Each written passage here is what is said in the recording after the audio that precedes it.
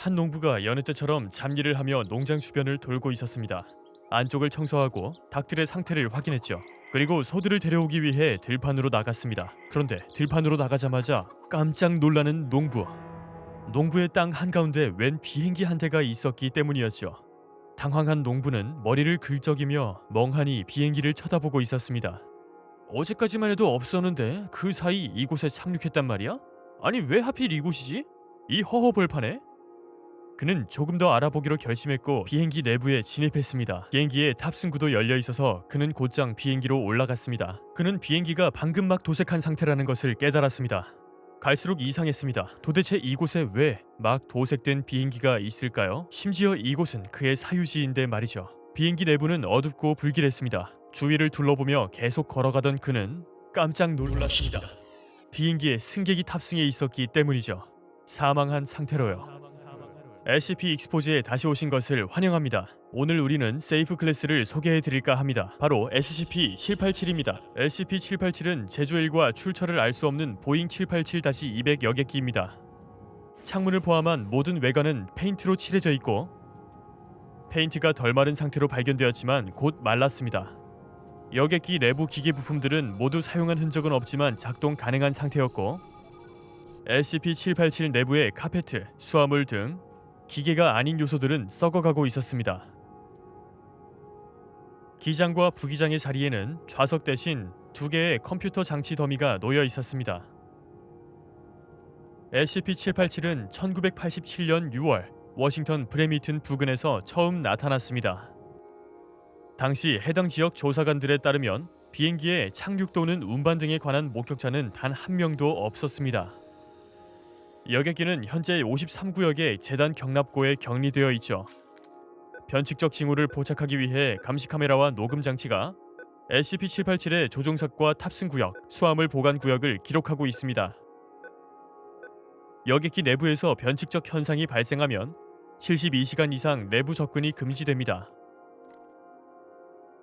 SCP-787 내에는 515구의 시체가 있습니다. 시체들은 각각 다양한 사인을 가지고 있는데 대표적으로 교살, 과다출혈, 익사, 기아, 차상, 총살, 둔기에 의한 타박상 등이 있습니다.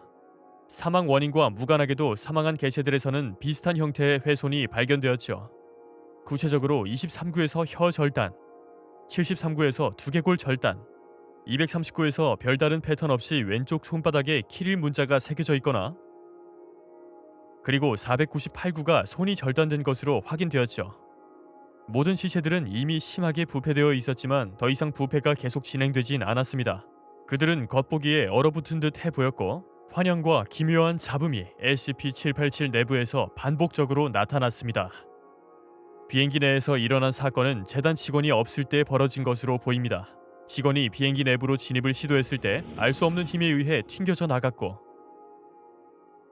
이때 심각한 장기 손상과 뇌출혈을 겪기도 했습니다. 이러한 2차 피해의 지속 시간은 경우에 따라 다르지만 72시간 내에 사라졌습니다. 다음은 SCP-787의 내부에서 벌어진 특이 현상들입니다. 1988년 8월 1일 문과 창문이 부서져라 두들겨대는 소리가 약 7분 15초간 관측됨. 내부 카메라는 해당 기간 동안 아무 움직임도 발견하지 못함. 1997년 2월 22일 남성의 목소리가 전방의 남자 화장실에서 들려왔으며 다음과 같은 구절을 5번 반복함. 철학자들은 항상 진보된 모발 강화 트리트먼트로부터 도망 다니지. 2003년 10월 6일 흑백의 기내 영화가 상영됨. 사망한 남성의 스틸컷 7장 정도가 스크린에 나타났으며 체코어로 진공청소기 설명서를 읽는 여성의 목소리가 함께 재생되었음. 이는 약 43분간 지속됨. 2009년 12월 27일 3시간 41분 동안 안전벨트 착용 신호가 깜빡임. 또한 제펄슨 에어플레인 화이트 래빗의 첫 15초가 반복적으로 스피커를 통해 재생되었음. 이는 현재까지의 이상 징후 중 가장 길었음.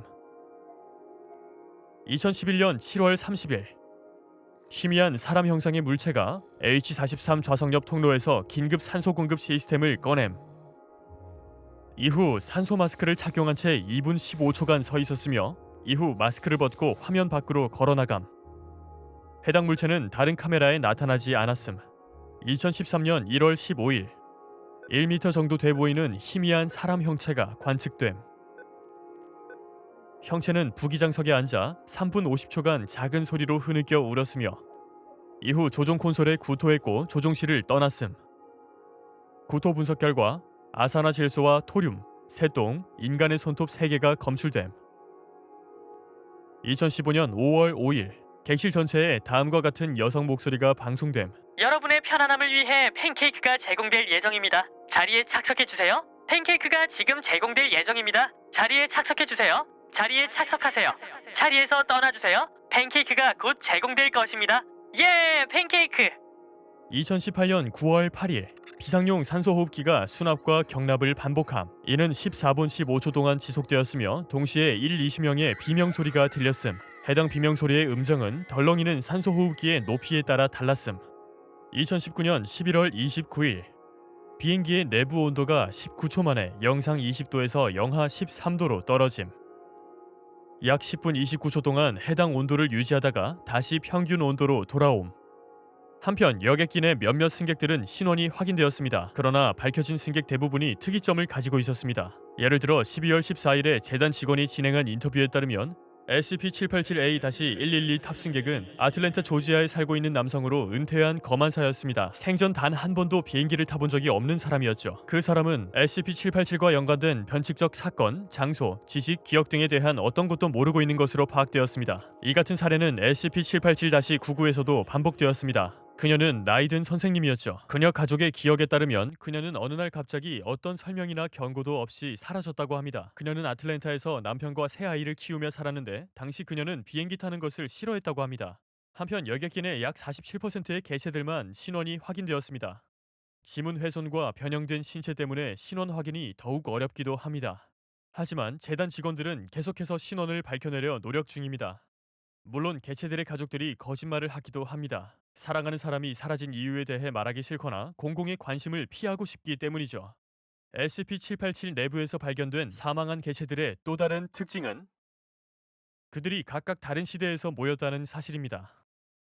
한 개체의 호주머니에서는 1949년도에 제작된 후 단종된 시계가 발견되었고 유행이 한참 지난 의류를 착용한 개체가 발견되는가 하면 어떤 남성 개체의 안주머니에서는 1924년 신문이 발견되었습니다. 해당 기간에는 보잉 비행기가 발명되지 않았을 때인데 말이죠. 또한 우리 재단은 이 개체들이 갑자기 나타난 것인지 아니면 정말로 과거부터 존재했던 것인지 알아보고 있습니다. 이들은 어떻게 비행기로 온 것일까요? 여전히 미궁 속에 빠져 있습니다. 한편 2008년 2월 폐기물 저장고를 조사하던 재단은 기이한 사건을 경험합니다. 저장고에서 30세로 추정되는 인도계의 남성이 발견된 것입니다. 이 남성은 다음 소지품을 지니고 있었습니다. 3피스 맞춤 정장, 수술용 마스크와 고무장갑, 장전되지 않은 베레타 DT-10 샷건, 14개의 계피 박하사탕이 있는 틱텍사의 박하사탕 한 박스, 스위치 블레이드, 재활용된 알루미늄으로 만들어진 호르스의 눈, 마이너스 27.41, 마이너스 122.70이 무려 5478번 기록되어 있는 비행기의 좌표값 뭉치. 뒷면에 매직으로 92가 쓰여져 있는 제다이의 귀환 영화 관람권. 해당 개체는 SCP-787 내의 다른 개체들만큼 부패가 진행되지는 않았습니다. 개체의 사인은 알려지지 않았으며 재단 직원들은 그가 비행기 화물의 감독관인지 궁금해했지만 그것은 그의 사인이나 비행기에 출연 등 궁극적인 내용을 설명하지는 못합니다. 5명의 직원들은 모든 재단 직원들에게 SCP-787이 어떻게 등장했을지에 관한 이론을 제시하라고 권장했습니다. 지금까지 몇 가지 이야기만 가능성 있는 내용으로 받아들여지고 있습니다. 사실 비행기가 피해자를 살해하고 숨기기 위한 미끼라는 이론부터 어쩌면 평행우주와 차원이동 이론이 사람들의 출신 시대, 괴이한 소리와 현상 등 비행기 내에서 일어난 변칙적인 사건들을 설명할 수 있을지 모른다는 주장도 있었죠. 외계에서 왔을 수도 있다는 겁니다. 하지만 이 모든 이론을 뒷받침하는 증거가 여전히 미약합니다. 여러분은 이 SCP 케이스에 대해 어떻게 생각하시나요? 이 비행기가 어떻게 그리고 왜 이곳에 나타난 것인지 추측되는 바가 있으신가요? 여러분의 의견을 댓글로 남겨주세요. 재미있으셨다면 채널 구독 버튼도 누르셔서 계속 저희가 SCP 영상을 제작할 수 있게 도와주세요.